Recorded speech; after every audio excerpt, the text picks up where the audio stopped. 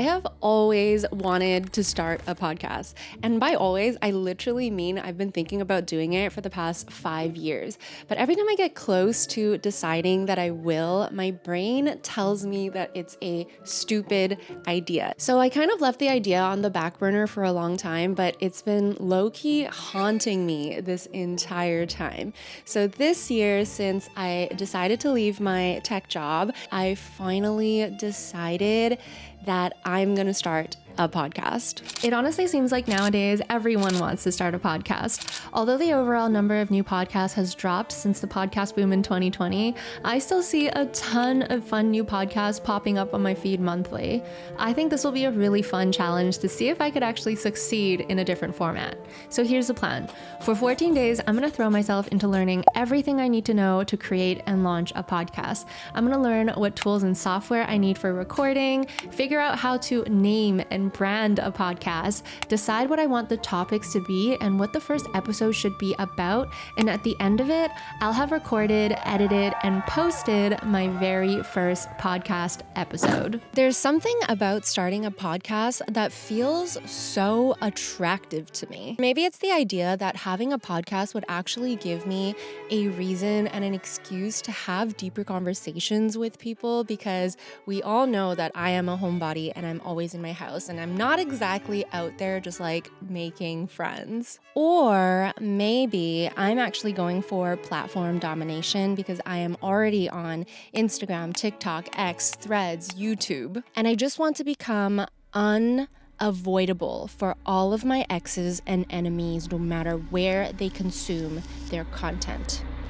No, that's too evil. To be completely transparent with you, there's one really simple reason to why I really want to do this, and it is just to prove that I can. I've always been somebody who likes to get involved with anything and everything that interests me, so this is no different. It's actually been a while since I've picked up a new hobby or passion project just to really feel something.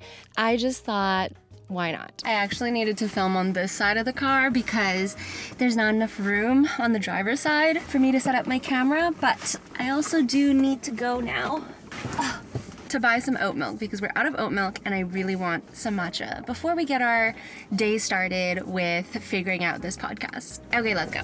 It's actually also 32 degrees right now, so I'm low-key just about to pass out from filming in the car. I didn't want to have the AC on and the windows open because I wanted the audio to be as nice as possible, but holy crap, I am struggling now.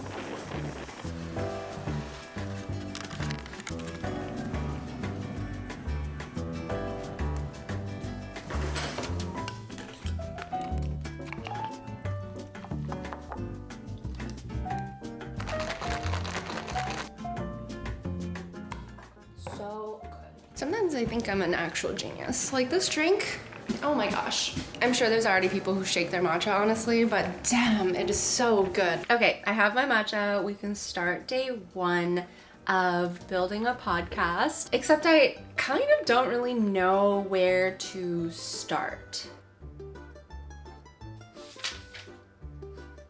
I've been sitting here for the past 30 minutes and this is all I've written down so far. I honestly thought that this would come a little bit more naturally to me, especially because I've been creating content for so long, but it feels scarier than I thought it would. There is always one strategy that I feel like I can lean on when it comes to getting inspired to create content, and that is watching content, aka research. So I think I'm just gonna start by browsing a bunch of different podcasts and seeing if I can find some podcasts that I've never seen or heard before, check out their cover art, check out their descriptions, actually listen to the episodes and like how they structure their content. I actually think it's super important, no matter what type of content you're just starting out with creating, to actually go and consume a bunch of that that content. Anyways, at this point, I think I'm just gonna try to find some inspo.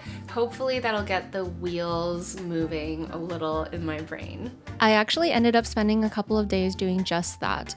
I just went through podcast after podcast after podcast trying to get inspired, but really, I think just trying to get over the fear of starting.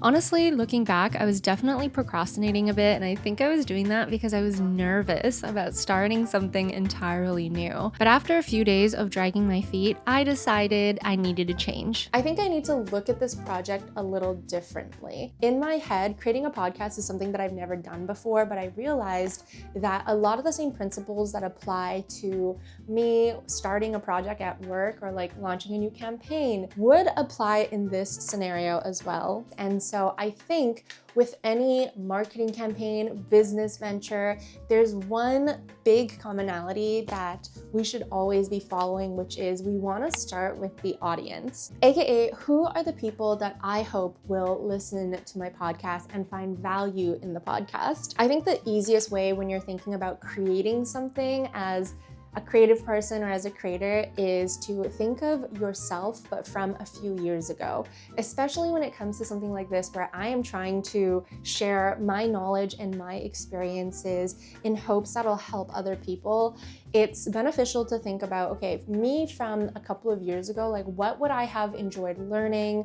Who was I back then? What were my interests? Where was I learning from? So I started writing out who I think my podcast audience profile is, and I wrote down people who are interested in self-improvement or self-help, people who are open-minded, ambitious, driven, and curious, people who want to learn more about themselves, loves relatable content. Some pain points that they have that the podcast could potentially help with are if they're feeling a little bit lost in their life, if they're feeling like they don't really know themselves as well as they should, if they're already on some sort of a healing journey or like growth journey, but want someone to chat with and just to share ideas with and just to have these conversations with. I think with my content, I have always wanted to kind of come off as like your internet big sis, right? Like somebody who's just gonna be on your team, on your side, and here to help however I can. So I want to continue on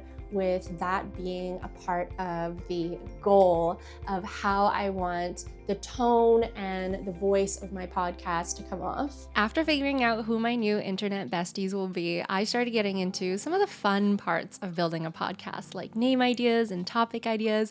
But I'm not gonna lie, I actually really stressed over this portion.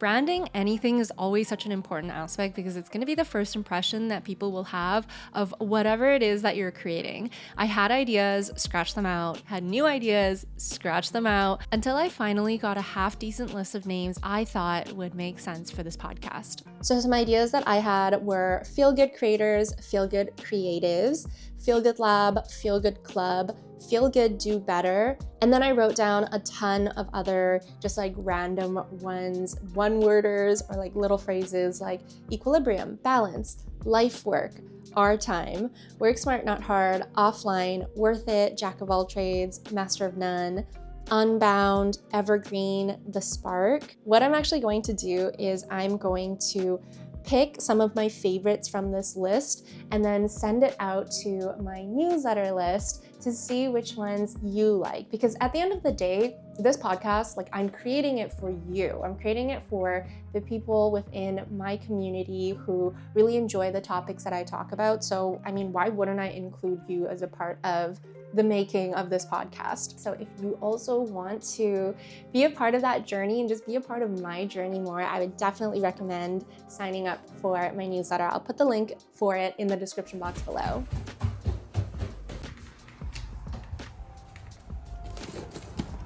All the things arrived. I'm actually so excited to unbox everything. I've definitely always had a bit of an obsession with gear and tech, and I think that's how I ended up in the career that I did and how I ended up with a lot of the stuff that I did. But I did pick up a few new things to try out and test for this podcast. But also I got sent some clothes for the podcast. So Brunette the Label, which is a local Vancouver brand, sent me this cute little set. Take Care Club, Be Well to Do Well.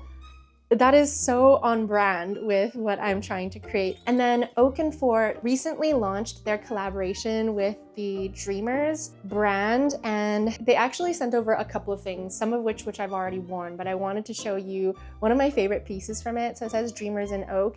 It's such a good oversized fit. And then the back actually says, choose your own happiness. You get to decide how you feel today. So let's start with the big boy. This is the Shure SM7DB microphone. This is actually the microphone that a lot of the major podcasters use, but they use the SM7B, which is the classic. And the main difference between these two microphones is that this version of the mic actually comes with a built-in preamp, which I think could be pretty useful for most scenarios that I would use it in. So originally I bought the Shure MV7 and I've been loving that microphone, but I do think it's time to upgrade, and if not now, when? To use the SM7DB with my computer, because it is just an XLR microphone, does not have a USB input, I purchased the Vocaster 1. This is actually by Focusrite, which makes that little red audio interface that you'll see so many people use. Now, these two I am a little uncertain about, but we'll make decisions about it together.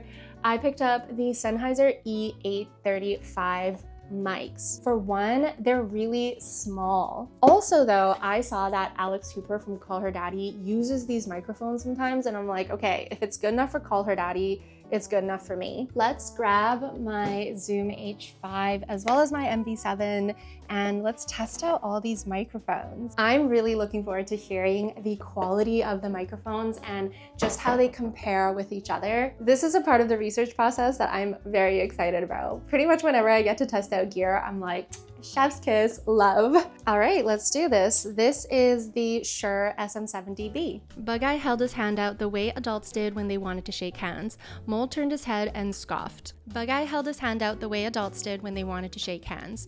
Mole turned his head and scoffed. Bug-Eye held his hand out the way adults did when they wanted to shake hands. Mole turned his head and scoffed. I'm listening to all of the audio we just recorded in Premiere Pro because I think that's the program that I'm going to be using to edit, and I think I have a verdict. So, drum roll, please.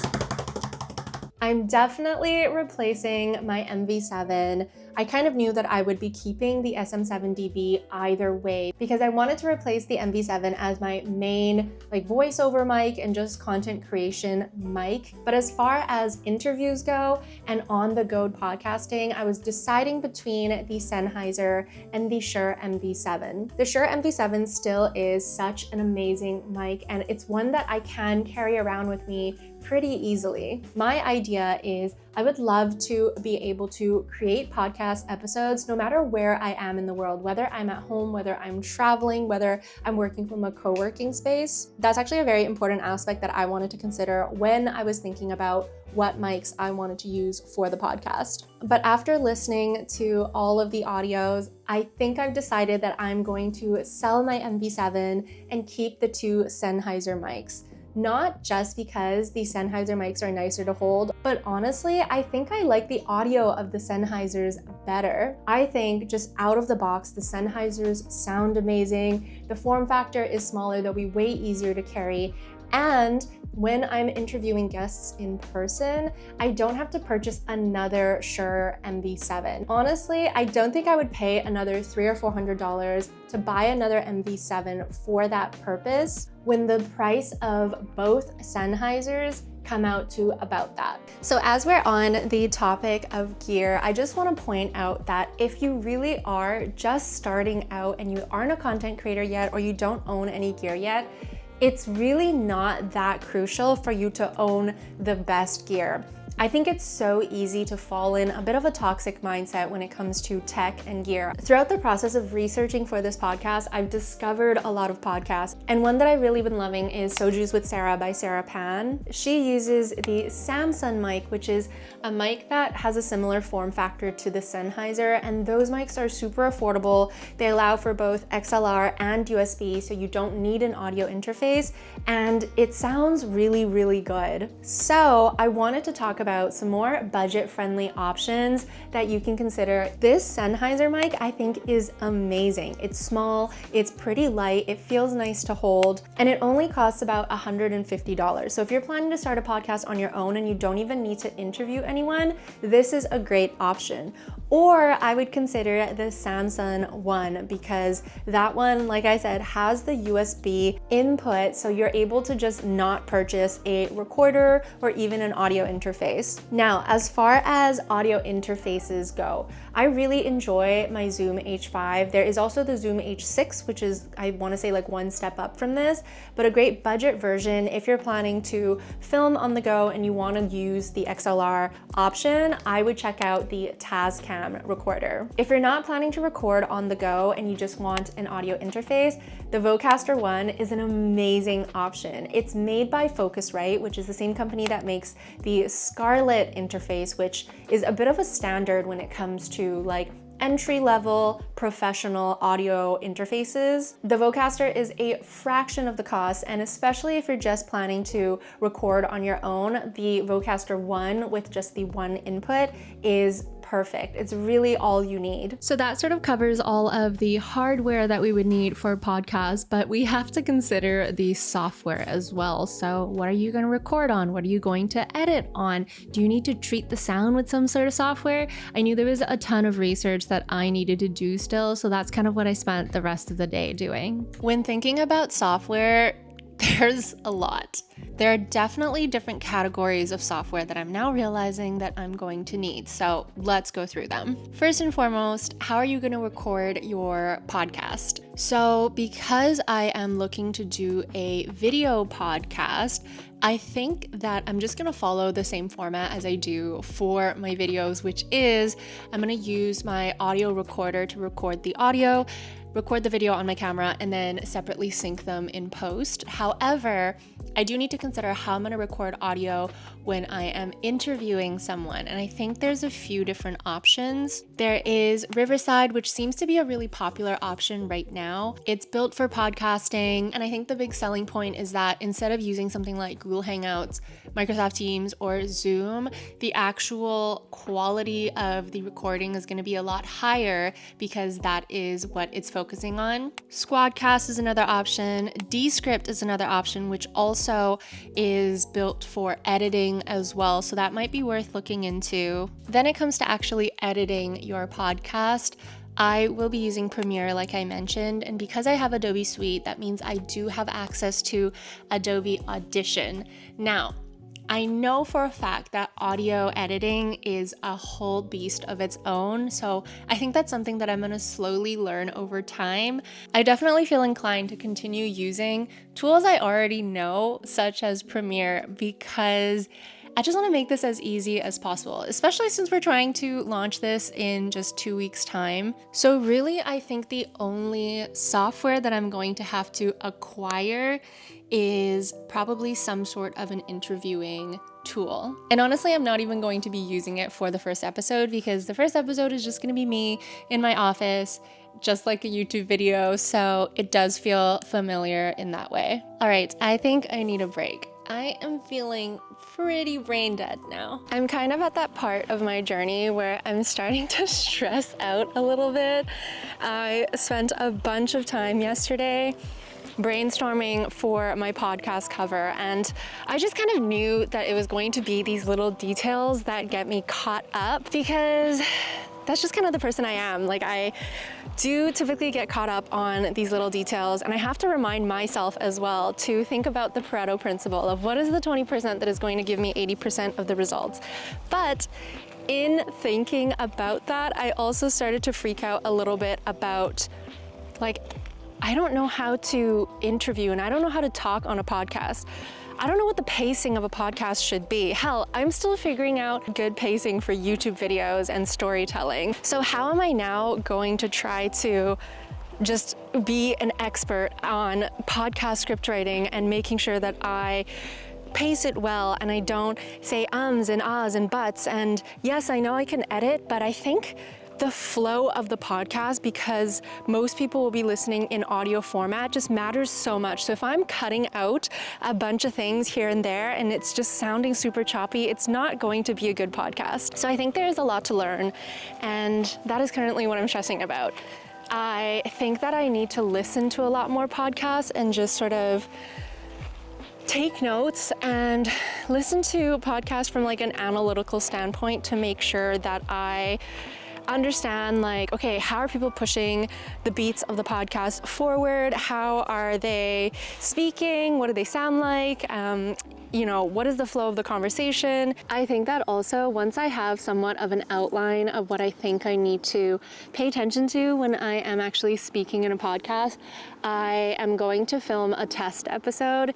If the test episode makes it out to be the first episode, then great, but I need to make sure that I at least know what it's going to be like talking on a podcast. I don't know why I've placed so much expectation on myself to make this perfect. I know it's not going to be perfect. That is not my expectation of it, but yeah, for some reason, I'm just feeling the feels about how this is all gonna go. I did bring out my headphones so that I can get started on my research. I feel like Colin and Samir is gonna be a safe bet because they are excellent. All right, let's go walk. With us now being on the last few days of the challenge, I was definitely feeling the stress build up. I ended up pretty much spending the entire day 10 just working on the cover and potential graphics for the podcast. So at the end of it, I had a few things drummed up. I knew I wasn't going to stick with this podcast cover forever, and I actually reached out to my little sister, who's an artist, to help me build on the idea. But I wanted to at least get the basic look and feel down so I knew what I was working with. I am honestly so nervous. I don't even know why I'm nervous, because it's not like I'm filming a legit episode. I thought I would just do a test run, like go through the first episode as if I am filming it. This is what the podcast setup is going to look like. Maybe I'll do without these pillows. I don't know. It'll be something like this. And then I was thinking about turning on the little shelf light.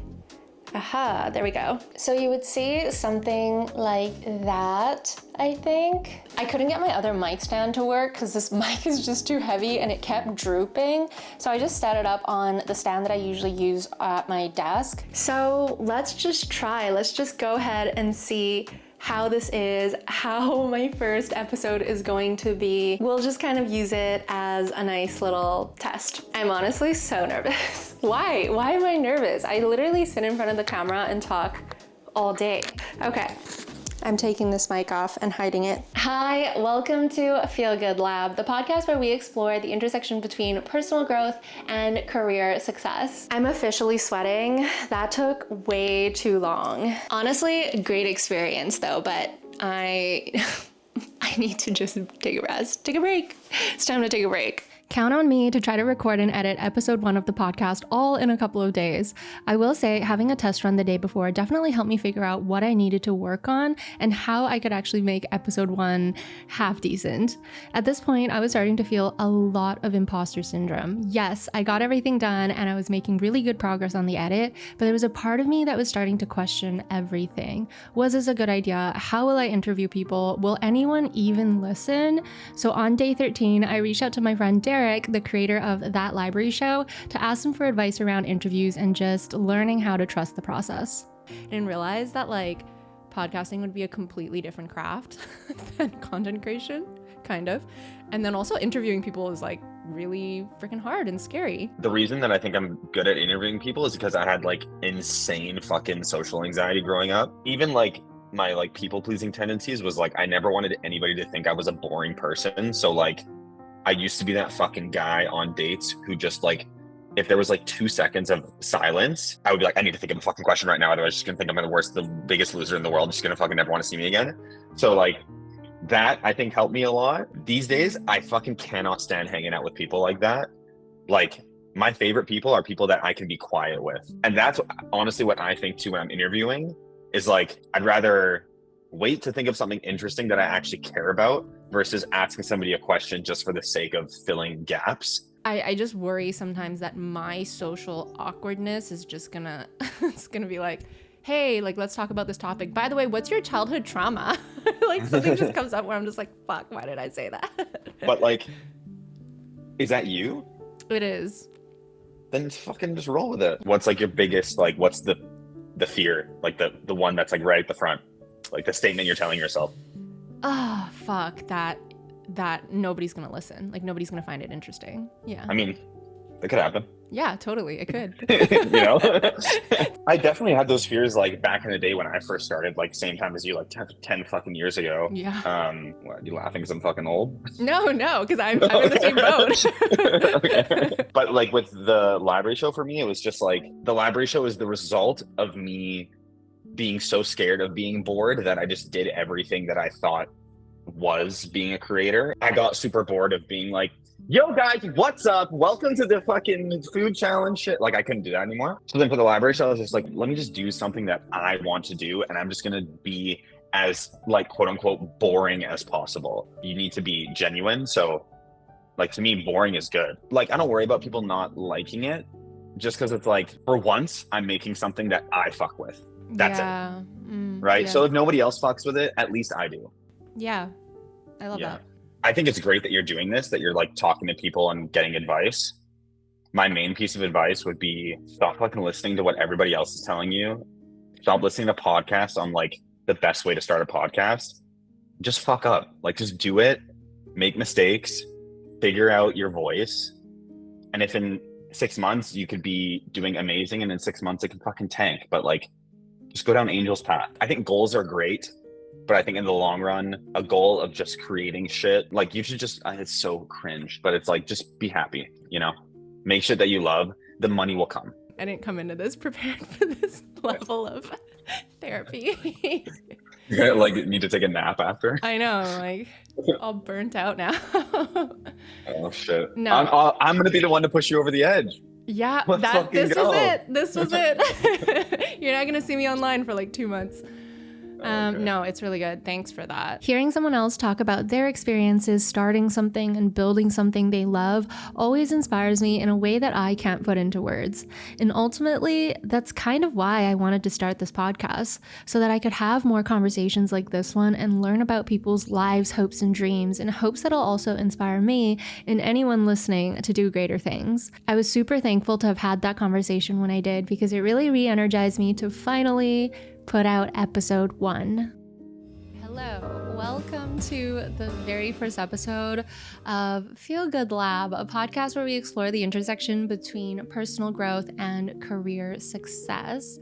I actually uploaded episode 1 of the episode when I was in Boston traveling for a really, really exciting work opportunity. I can't even begin to explain to you the level and intensity that I was feeling, gratitude in that moment, because not only did I release my first episode, my channel is growing to a point where I'm getting to work with brands that I really, really look up to and admire. When I finally hit publish, a lot of the fear and anxiety and stress that I was feeling kind of just melted away. In a way, it kind of felt like this serendipitous feeling, like something was clicking, and that feeling kind of hasn't left since I got back. When you're watching this video, a couple of episodes will have released on my Feel Good Lab podcast, meaning you can now find it on Spotify podcasts, on Apple Podcasts, and on YouTube. That feels so crazy to say, and the 14 days that I had set out for myself for this challenge